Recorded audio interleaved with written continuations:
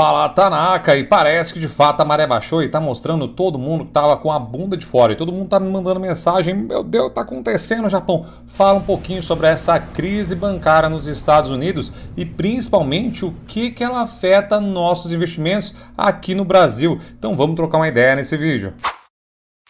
Tanacão, o bagulho tá doido, azedou a marmita de uma vez só e parece que de fato, quando a maré baixou e dessa vez baixou legal, mostrou todo mundo que tava com o furico exposto, na verdade. E o que aconteceu nessa sexta-feira foi a intervenção do FDIC no banco Silicon Valley Bank, que é o banco que provia dinheiro e serviços financeiros para muita startup lá nos Estados Unidos. Só que o que será que tem a ver os bancos lá nos Estados Unidos com startup? Com o meu dinheiro aqui. Então vou contar uma história para vocês que aconteceu com o japonês lá em 2008, que foi um momento muito similar ao que está acontecendo agora e pode ser o começo ali de uma avalanche no sistema financeiro.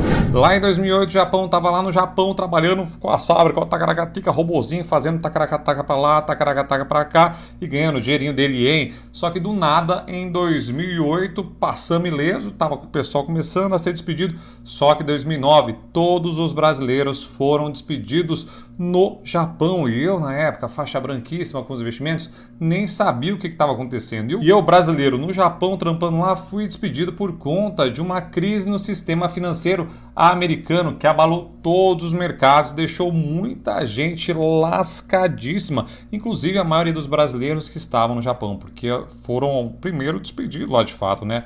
O governo até anunciou, o japonês anunciou ali uma criação de um fundo para mandar os brasileiros de volta para o Brasil. O japonês pegou esse fundo, me arrependo, mas peguei para poder vir aqui para o Brasil e voltar e começar a minha vida novamente aqui nas terras tupiniquins.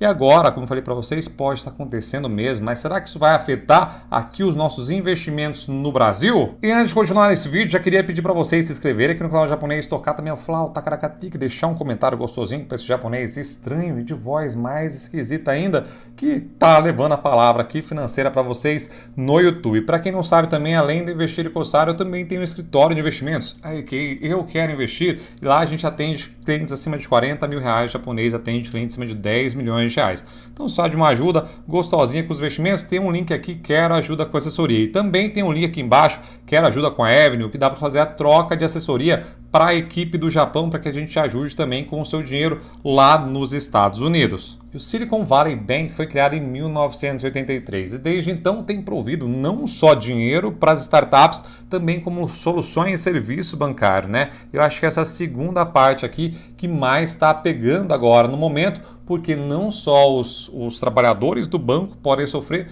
como as startups. Junto com as startups, várias pessoas sofrendo junto também, porque o desemprego pode afetar cada vez mais as startups que não estão passando por um bom momento. Eu falei no vídeo das crises que eu vou deixar aqui para vocês, falando exatamente desse momento, do payroll muito forte e também tem essa questão de desemprego, né, o aumento de demissões na parte de startup. Aí eu sei, mas japonês, você falou que estava fraco, mas falou que depois está despedindo, é que são coisas totalmente distintas, né? Tá tendo muita demanda de serviço aqui sim, porém as startups estão despedindo muita gente porque elas se alavancaram nesse período de dinheiro mais fácil, de dinheiro mais fértil, contratando mais gente para poder correr mais rápido e lá na frente dominar os mercados. Como a gente viu exemplos de Uber, Airbnb, iFood, foi um modelo muito crescente, inclusive afetou algumas empresas aqui no Brasil também que replicaram na verdade esse mesmo modelo e agora estão tendo que cortar para poder sobreviver e não gastar todos os recursos que lá na frente vão ser essenciais para essas empresas. Mas de novo, são questões muito diferentes. Japão, o que aconteceu com esse Silicon Valley Bank? O que fez esse banco quebrar? Como consegue quebrar um banco? Japão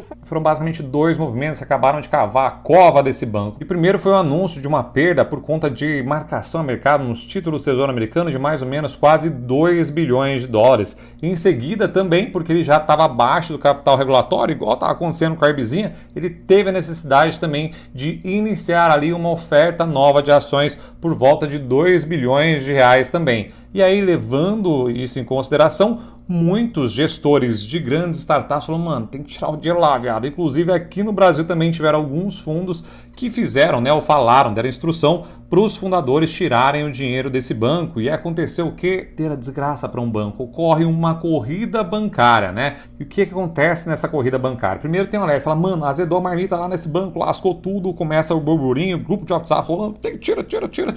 E aí esse cara que tinha relativamente um dinheirinho, começa a ter mais saques, e esses saques fazem com que eles vendam títulos com a marcação a mercado do Tesouro Direto americano, que faça com que eles tenham um prejuízo muito grande, e aí essa roda fica eterna, né? Então, para devolver o dinheiro para os clientes, eles têm que vender os títulos com prejuízo, e assim vai fazendo essa roda eterna girar, o que é uma tristeza para os investimentos. E acontece muito com fundos também, né? A gente viu com Americanas aí, pessoal falando de fundos que tinham posição, começa todo mundo sacar, o fundo tem que pegar posições que ele não precisaria vender esses títulos com marcação a mercado também, sofrendo muito como a gente está sofrendo agora, e aí obviamente vai perdendo cada vez mais bons títulos com prejuízo e pode acabar também numa liquidação do fundo, acabar com o fundo e o fundo decretar a sua morte. E é estranho o japonês falando isso para vocês, mas vamos um pouquinho mais fundo. Porque, Japão, lá atrás, alguns anos atrás, o capital de risco estava muito sexy, todo mundo fazendo IPO, todo mundo captando dinheiro para lá e para cá. Isso porque com a taxa de juros muito baixa lá nos Estados Unidos, não compensava o cara investir em Tesouro Direto americano ou em qualquer outra renda fixa. Fazia muito mais sentido, ainda mais com um boom que havia tido, né, de empresas gigantescas crescendo e dominando o universo todo, o cara pegar o dinheiro dele e aplicar nesse capital de risco. Então o pessoal fazia novas ofertas, fazia novas captações, recebiam esse dinheirinho e aí aplicavam no Silicon Valley Bank, deixava o dinheirinho lá suave, perene. O banco pegava o seu dinheiro e aplicava no Tesouro americano, só que lá, lembra lá atrás, a taxa estava muito baixa, como falei para vocês. E aí o que aconteceu foi um movimento muito forte da taxa de juros, que aí acabou sendo muito menos atrativa às empresas de risco que a gente está vivendo agora. E essa taxa de juros subindo muito rápido foi uma verdadeira rasteira, não só para as startups, como o banco também que cuidava das startups. Como ele aplicou o dinheirinho dele lá em as taxas bem pequenininhas, ele sofreu uma marcação a mercado ferrenha. Então os grandes investidores, né, os donos das startups, podem ter tirado um dinheirinho ali para investir uma renda fixa de repente, ou para manter a própria operação. E aí, eles não captando mais dinheiro novo, tiveram que resgatar desses títulos, né, americanos que eles tinham, só que, como falei para vocês, com essa marcação a mercado, lasca tudo. E ele anunciou esse prejuízo gigantesco de quase 2 bi, como eu falei lá atrás para vocês. Aí acontece a mesma bola de neve.